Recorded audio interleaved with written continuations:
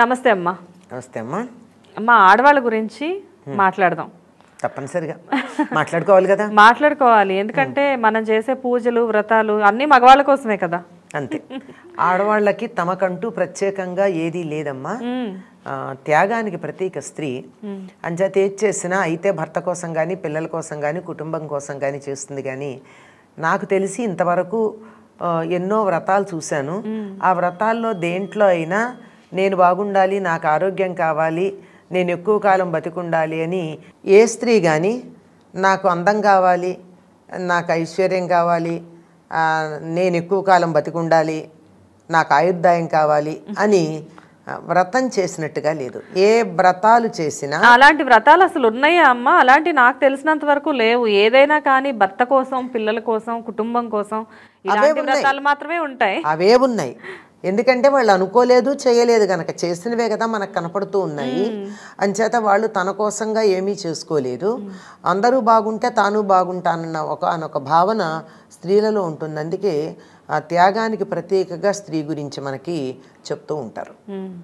అయితే ఇప్పుడు ఆ స్త్రీ గురించేనమ్మా, స్త్రీ ఎప్పుడు సౌభాగ్యవతిగా ఉండాలంటే ఎలాంటి పూజలు చేయాలి, ఎలాంటి వ్రతాలు చేయాలి, దాని గురించి వివరించండి అమ్మా. కొడుకు ఎక్కువ కాలం బతికుండాలి అని పాపం ప్రతి తల్లి కోరుకుంటుంది. అందువల్ల పెళ్ళయి ఇంటికి రాగానే కోడల చేత మంగళగౌరి వ్రతం చేయిస్తుంది. అలాగే కుటుంబం అంతా బాగుండాలి, అందరూ సంతోషంగా ఉండాలి, సంపదలు ఉండాలి అని చెప్పి వరలక్ష్మి వ్రతం చేయిస్తుంది. తనంతట తానుగా చేయకపోయినా నా కొడుకు బాగుండాలి అన్న ఉద్దేశంతో అత్తగారే చేయిస్తారు. ఇవి మనకి ప్రధానంగా ఉండేది. ఈ రెండింటిలోనూ కూడా మీరు గమనించినట్టయితే ఇటు మంగళగౌరి వ్రతం కానీ అక్కడ వరలక్ష్మి వ్రతం కానీ ఆ చేసినటువంటి అమ్మాయిల పేర్లు ఏంటమ్మా? మంగళగౌరి వ్రతం చేసిన అమ్మాయి పేరు సుశీల. సుశీల అంటే మంచి శీలము కలిగినటువంటిది, మంచి ప్రవర్తన కలిగినది అని అర్థం. అలాగే ఈవిడ ఇది చేసినటువంటి ఆవిడెవరు? వరలక్ష్మి వ్రతం చేసిన ఆవిడ చారుమతి, మంచి బుద్ధి కలిగినది. ఇది ఉంటే ఈ వ్రతాలు చేసినట్టు. ఇలాంటి మంచి బుద్ధి మంచి ప్రవర్తన ఉంటే చాలా బాగుంటుంది అది అలవర్చుకోవడానికి.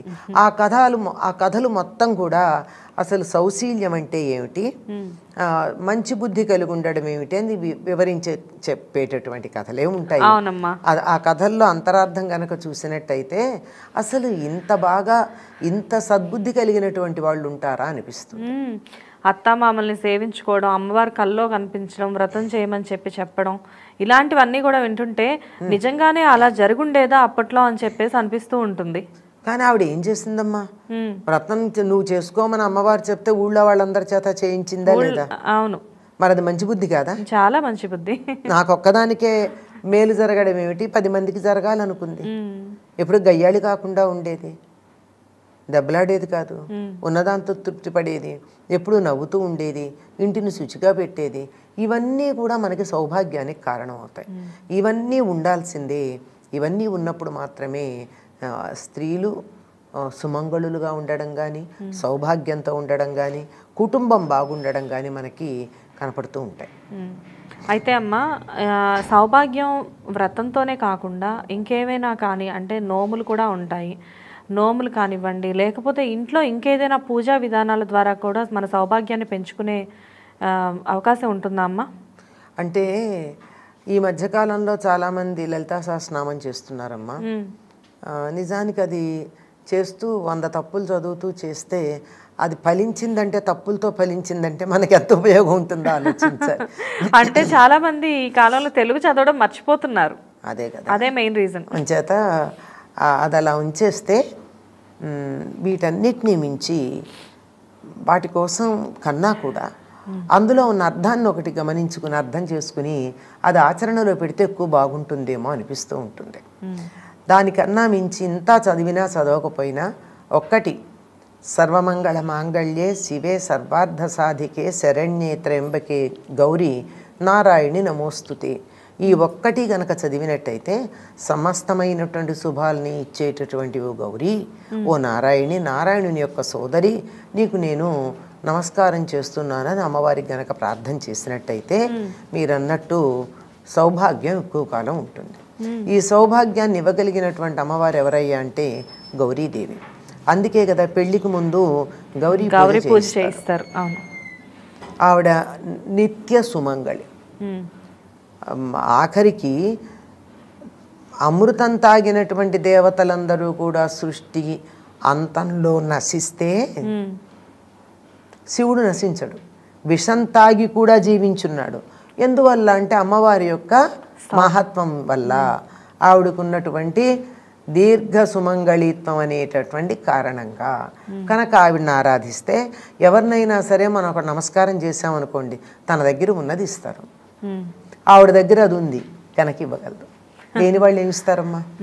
కనుక పార్వతీదేవిని ఆరాధించటం, ఇవంతా లలిత సహస్రనామాలు లాంటివి చదివినా చదవకపోయినా, చదవగలిగినా చదవలేకపోయినా, సర్వమంగళ మాంగళ్య అనేటటువంటి ఈ శ్లోకం ఇందాక చెప్పానే, ఇది గొప్ప మంత్రంతో సమానమైనటువంటిది. దాన్ని ప్రతిరోజు పఠించాలా అమ్మ ఆ శ్లోకాన్ని? అంతే. అది కుజదోషం లేకుండా చేస్తుంది. కుజగ్రహానికి ఆ గ్రహస్థానం ఇచ్చినటువంటిది అమ్మవారు. కనుక ఆవిడ చెప్తే కుజుడు వింటాడు. కనుక కుజదోషం పోతుంది. అందులో మంగళ శబ్దం అంది. మంగళుడు అంటే కుజుడు. ఏదైనా హాని కలిగేది కుజదోషం వల్లే. దాన్ని పోగొట్టి దీర్ఘాయువుని ఇచ్చి తనకి తన భర్తకి కూడా దీర్ఘాయువుని ఇవ్వగలిగినటువంటిది అని చెప్పి ఆవిడ్ని ప్రార్థించమంటారు. ఈ ఒక్క శ్లోకాన్ని పఠించినట్టయితే తప్పనిసరిగా కనీసం రోజుకి 10-12 సార్లు కానీ 21 సార్లు కానీ వీలైతే 108 సార్లు కానీ ఈ శ్లోకాన్ని చదువుతూ అమ్మవారి కుంకుమ గనక వేసినట్టయితే సమస్తమైన శుభాలు కలుగుతాయి.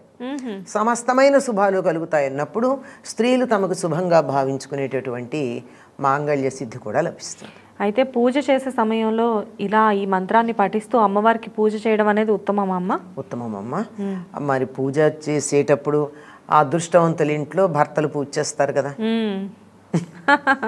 అలా ఆయన చేస్తూ ఉంటే ఈవిడ చేసే అవకాశం లేకపోతే ఏం బాధపడక్కర్లా. ఆయన చేశాడు కనుక ఈవిడికి కూడా వస్తుంది.